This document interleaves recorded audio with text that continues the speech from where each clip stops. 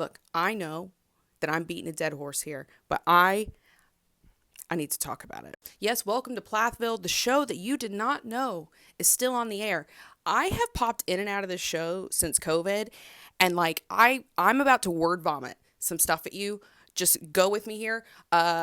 Disclaimer, I'm no longer being a coach. I am being your weird, sassy, questionable, maybe problematic best friend who you watch reality TV with. Where do we even start?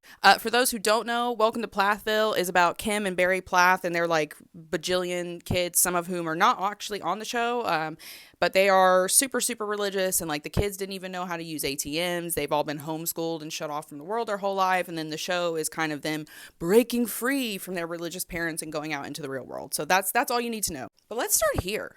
I guess. Let's start with the parents, Kim and Barry Plath. I was not surprised when their marriage detonated, right? Because it was horrible and based on her being a slave. But both of these individuals are heinously dark and problematic in their own way. We could start with Barry, right?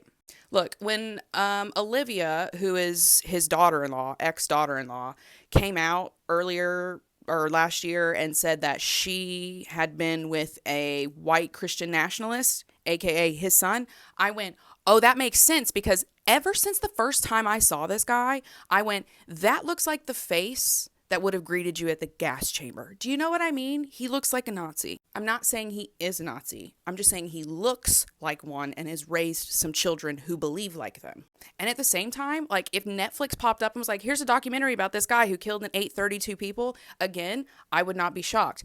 I'm not saying he's in any way done anything that lends itself to him being a serial killer. I'm just saying if someone said it to me, I would not at all be like, gasp, surprise. Also, he's so manipulative and fake. He's so manipulative and fake. Like this fake, like perfect dad thing he turned on in the divorce, creep factor. Right, now let's go to Kim. Wow, narcissism. There's a reason Ethan's attracted to the type of women he's attracted to. I think she's going through some kind of midlife crisis maybe, and again, that is no in any way type of professional opinion. I'm just judging that by the copious amount of miniskirts she seems to own and the boat she's living on now with no electricity. I digress. She's supposedly like taken her son, like got a credit card in her son's name and was using it because they were dirt poor before the show and living like these weird like woods religious Bible people. But you see her just continue to make these weird choices. Like she gets out of this marriage and then starts dating the boss and friend of one of her kids, which is just like such a bad, she makes every bad choice possible, it seems like. But at the same time, she is also waking up to the fact that she was used inside of this like religious cult, that she was not valued as a human being. She was not respected as a woman. And she said herself, like,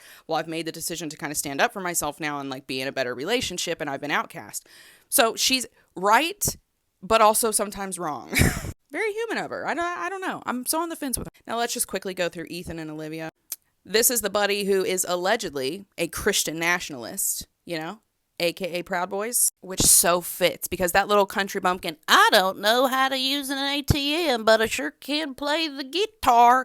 I was like, that guy's going to be like racist and for sure want to kill women who get abortions. So I don't feel bad for him getting dumped. I am actually, you know, I'm proud of Olivia here standing up for herself and breaking up with him. All that's very good, but I do think that she's pretty potentially controlling in that relationship. It was not a good relationship, which, you know, Ethan was used to. He's used to high control environments. Now let's get to this one, the sister Lydia.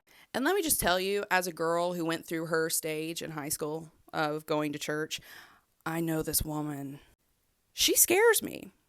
She frightens me, and I would not be within 10 feet of her. You know why? Because she's one of the fakest people I've ever seen in my life. Like the way she performs on television, they have either written a script for her that she is not good at acting, or she's the fakest person I've ever seen on reality TV in my entire life. Like it is a brittle veneer. I don't even feel comfortable playing this song because I don't like to say the word monster. I guarantee you behind closed doors, this is the most backbiting, girl-hating bitch in the world. So I don't really have much to say about the other siblings. Most of them are too young to comment. And Micah, I think Micah's the most normal out of all of them, to be totally honest. So let's talk about Moriah. Because, and I don't mean any of this, I'm going to preface this part with, again, I'm not coming from any kind of coaching, mental health, none of that crap, right? I'm just as a observation of reality television.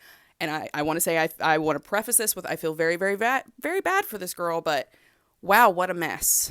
Like the decisions you see her make in the last season, if you've not watched it, don't really waste your time. This video will pretty much cover everything you need to know. But she goes back with this like horrible abusive ex who lied about having a kid and all this other stuff that hadn't spoken to her in 8 months and yada, yada, yada, yada, yada.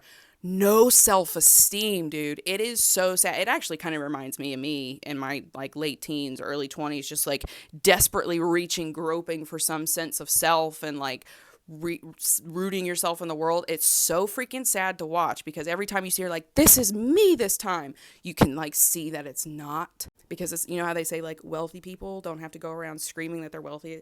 People who really are themselves don't have to keep going around saying, this is me, here's my record, this is me. And it seems like she's got a big self-worth problem where men are concerned, where she's ready to just like, whoop, I'll throw that away for this man in this instance.